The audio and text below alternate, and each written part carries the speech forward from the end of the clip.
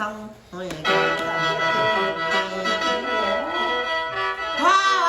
เมื่อเดียวยืนมันสันที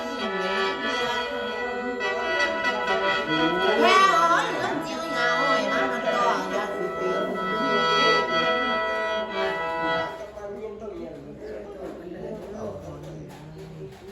ขอน้ำทองงานเจ้านายเอ้ยขอน้ำเด้อไอ้นี่แม่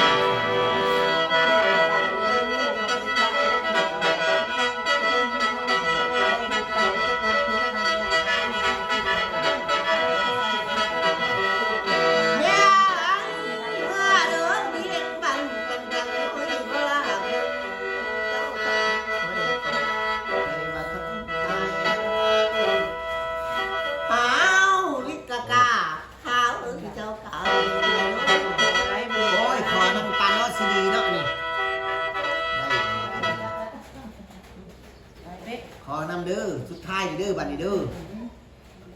เห็นบ่อยากเมื่อเขากสิพาเจ้าต้องพรแล้วแต่บ่พรเขาบ่ได้เอาเจ้าเด้อเขาสิบอกอย่าลีลา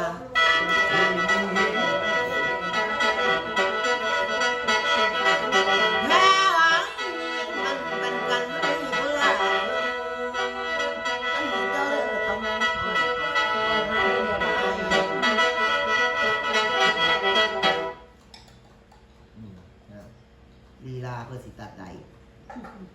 ให้เขาเศร้าเด้อไปน้ำพีว่าผมม่วนได้กินข้าวพีให้ใครเดี๋ยวเอาได้ตัวกินข้าวเหนียวกินเก่งคอยไม่ได้จับกินข้าวเคนเจ้าเสียหัวไก่จับมาไล่เจ้าเสียหัวมูเด้อคนสิบอกเด้อดูบ่ได้มากเด้อไปเปลี่ยนทางคนละสิ่งแต่เป็นคนละหน่วยเมื่อเด้อโผเด้อเมื่อตามทางจะล่องกองจะเที่ยวตกปีนี้ปีหน้าปีสิมาก็บ่ได้ให้พ่อกันไม่เนี่ยไปมันแหละไปนั้นไปลงมันอย่าเดียวหลังขึ้นมาสั่งครับกระทงโว้ไปทิ้งมาแน่โพทิ้งทางกูล่ะกำแพงวัดก็ได้กันได้อย่าไปทิ้งเสดืนเขาได้เดียวมาหาผู้พิบัติอย่าเบิ่งกระทงเอาในใจกันหมด